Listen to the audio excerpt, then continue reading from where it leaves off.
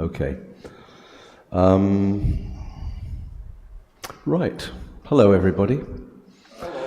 Я буду говорить по-английски, потому что я считал, что вы понимаете лучше английский язык, что я говорю по-русски. Да? Okay, so English. I was asked by my colleague Roman to speak to you today. Is this very loud? It's too loud, isn't it? Or is it just me? Oh. I was asked by my colleague Roman today, a few weeks ago, to say something about something that would be useful for you. So I thought, and this is what I came up with. Basically, this. That was your idea. Firstly, I'd like to share with you some of my own background, very briefly. Then I'll go on to talk to you about my conclusions over the years from moving, my ideas about adapting and relocating. And thirdly, my impressions about Minsk. Okay, so I'm British. I'm born in Britain, and I have relocated to Minsk. I came here 8 months ago. I have relocation in my blood. What does that mean? My mother was from a British military family, and because of that, they traveled all around the world, because in those days, Britain owned 20% of the land surface. So she, every 4 years, she moved around. And she said to me once, they never bought large things because they knew they would have to leave them behind. So they all the time had the idea that they were temporary in a country, just as I began to. My father was Polish.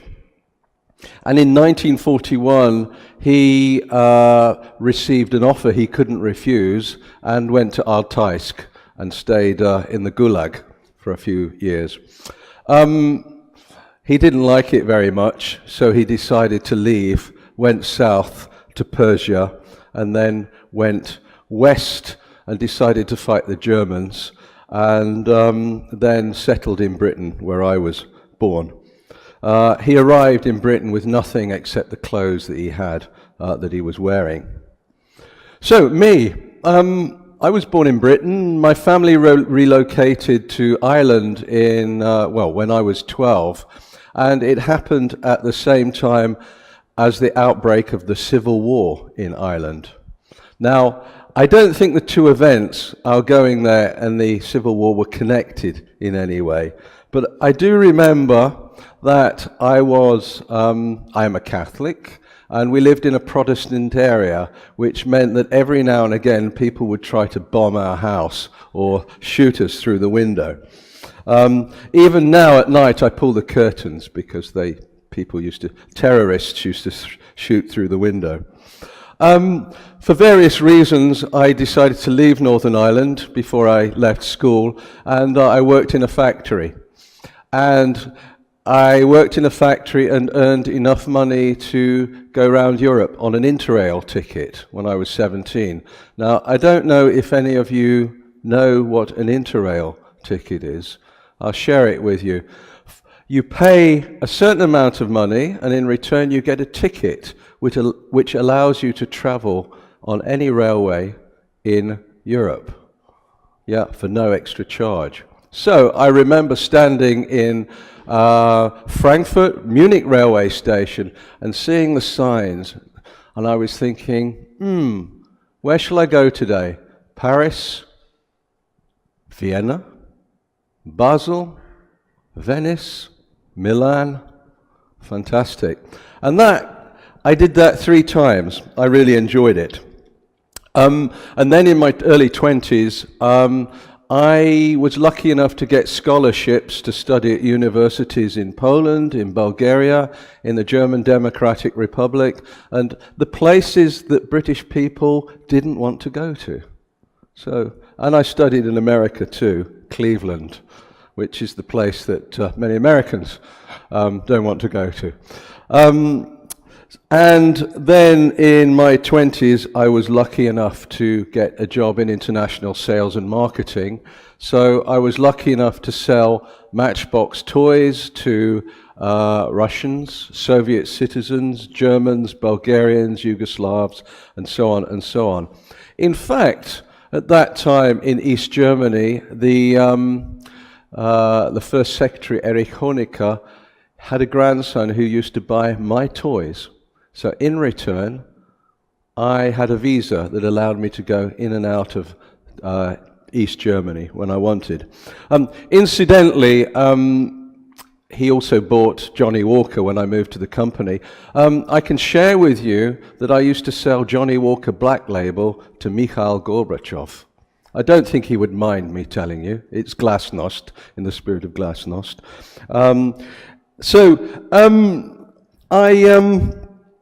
I was lucky enough to work with toys, tobacco, whiskey, cognac, pharmaceuticals, and travel for 25 years in different countries, always living in London.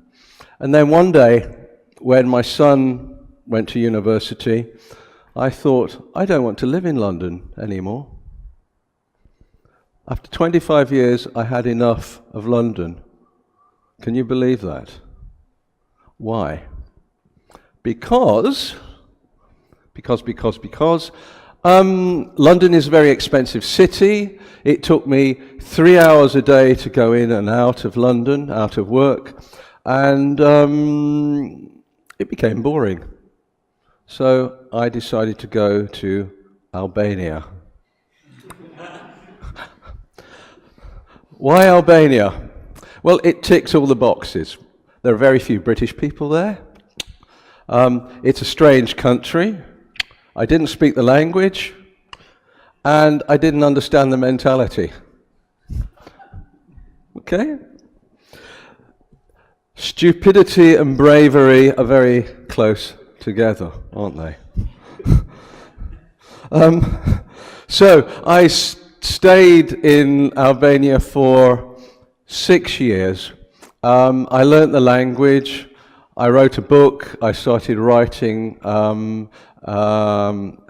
articles in newspapers.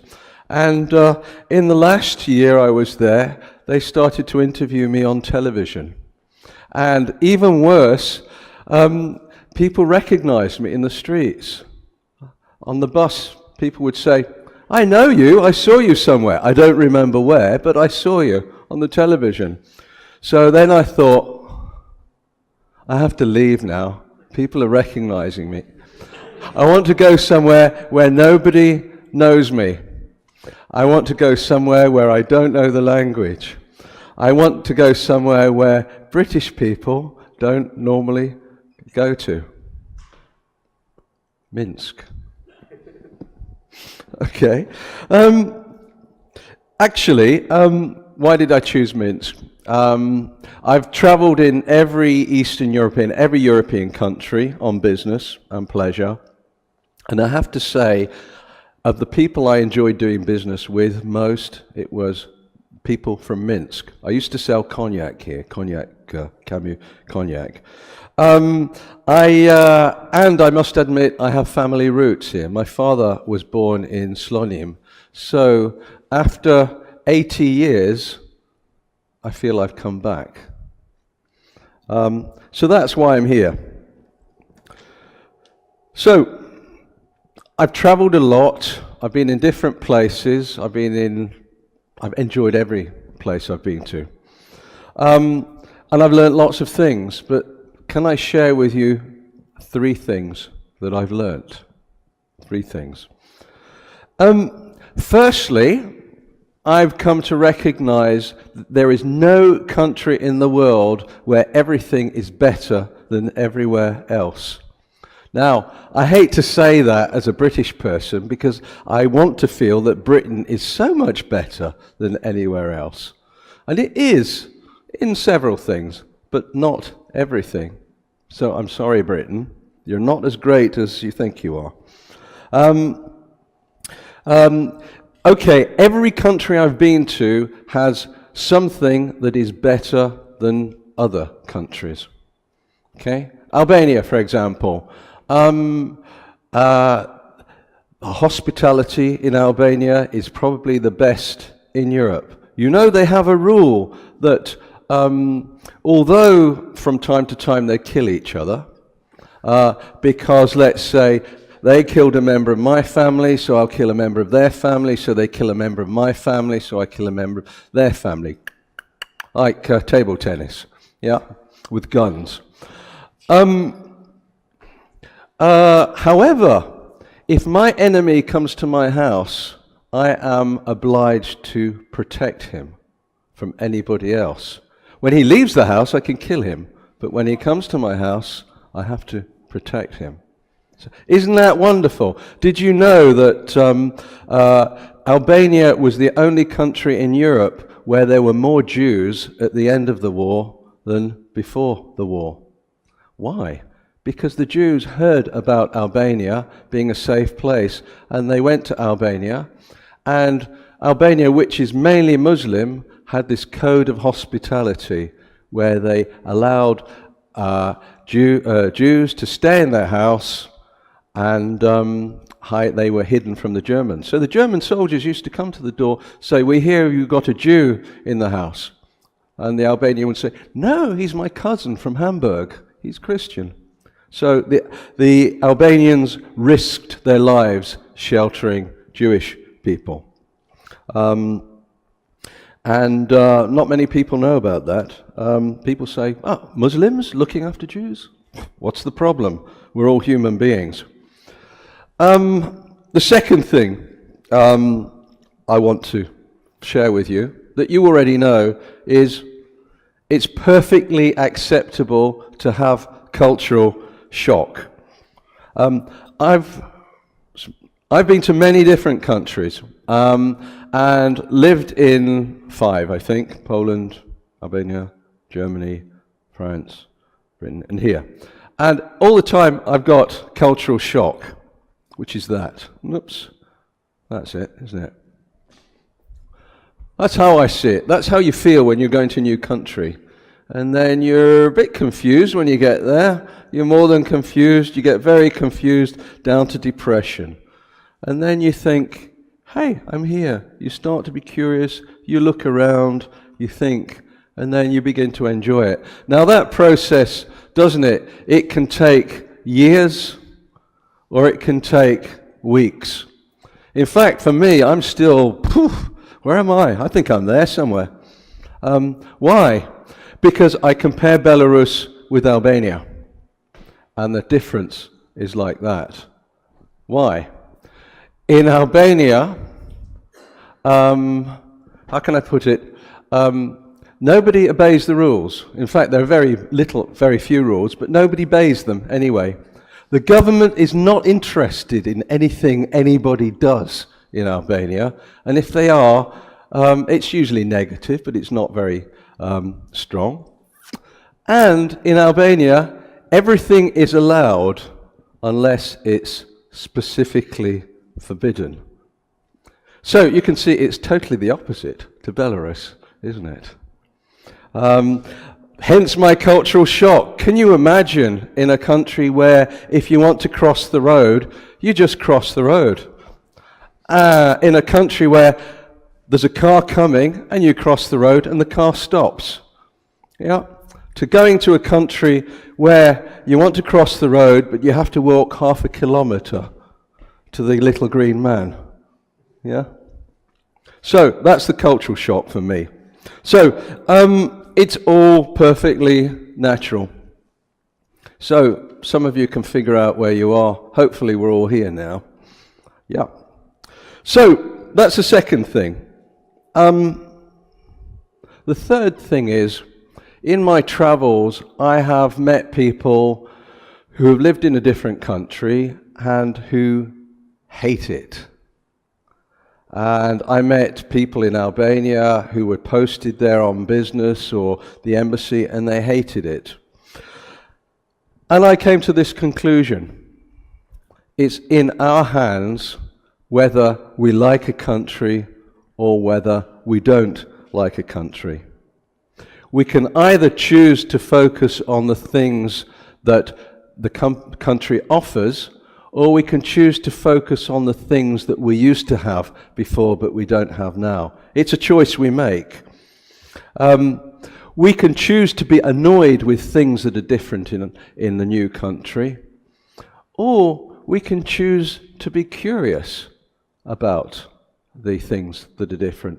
We can choose to try and understand why these are happening and talk to people. That's a choice we make. Or we can regret the things that we've left and look forward to going back to our home. Actually, as most of you will find out, if you ever do go back home, the cultural shock of going back home is actually greater than the cultural shock of coming here in the first place. Okay, and I think ultimately what it brings for us as traveling is in making us more flexible in our mentality, and dare I say it, more emotionally mature. I hope that's true anyway, yes.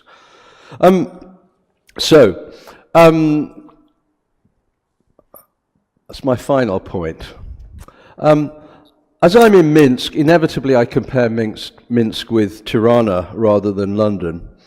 And there's certain things I like about Minsk that I would share with you, and maybe you have the same experience.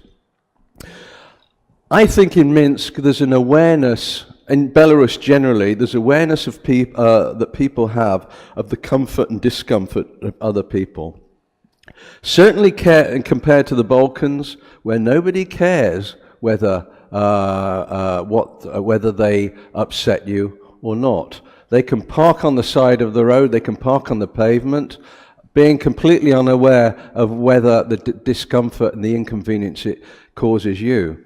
In Belarus, people have this feeling that if they park their car in the wrong place, it will cause problems for other people. I think that's lovely.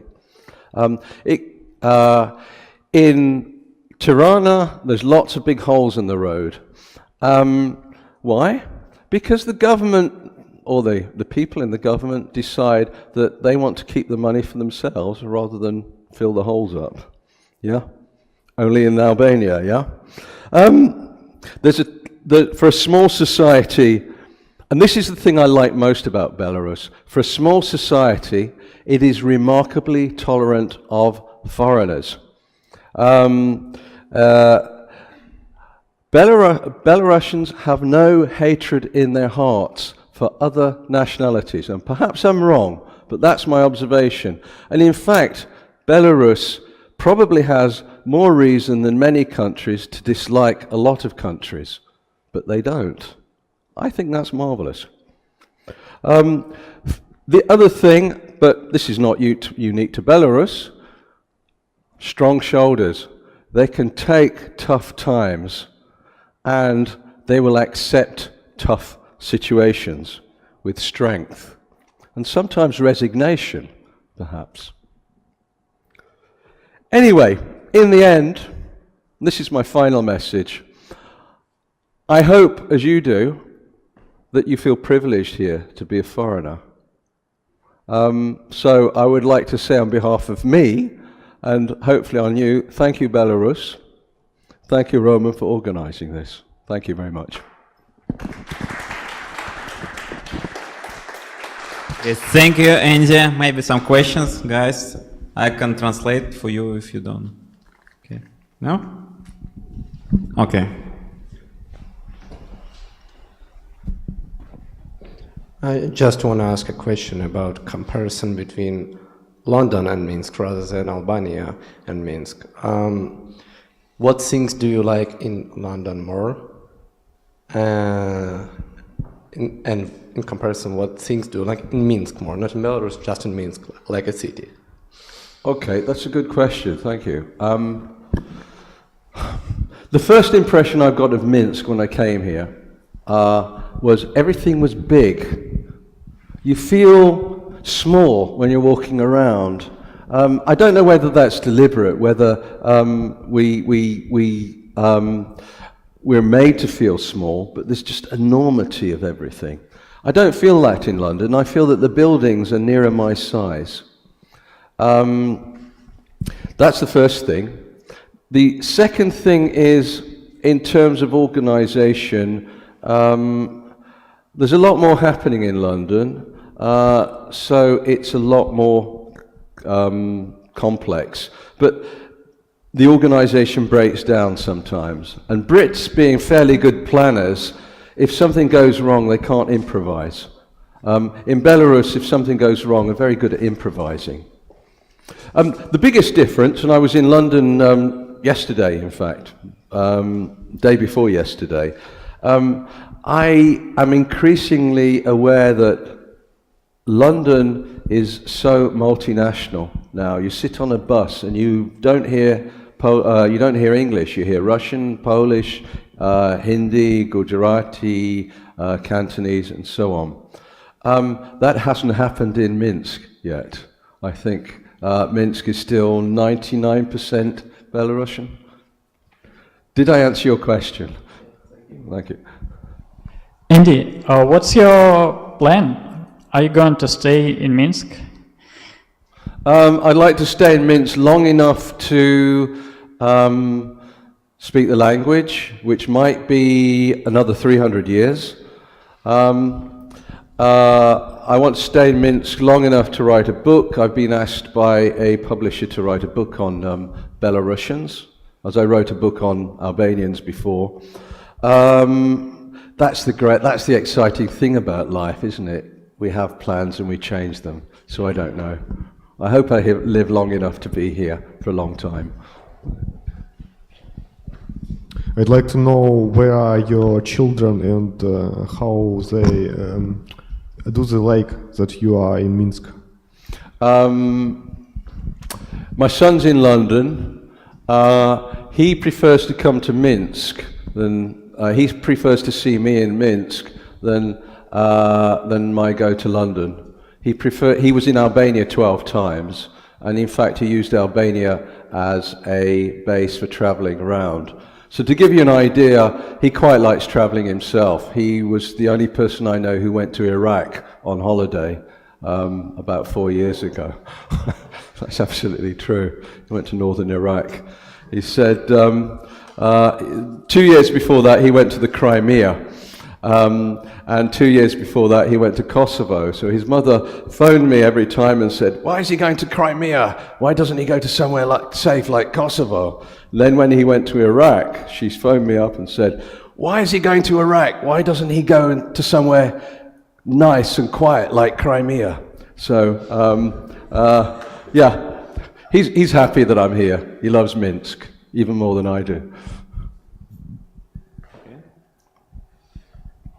Okay, thank you. Let's Andy. Thank you. Okay.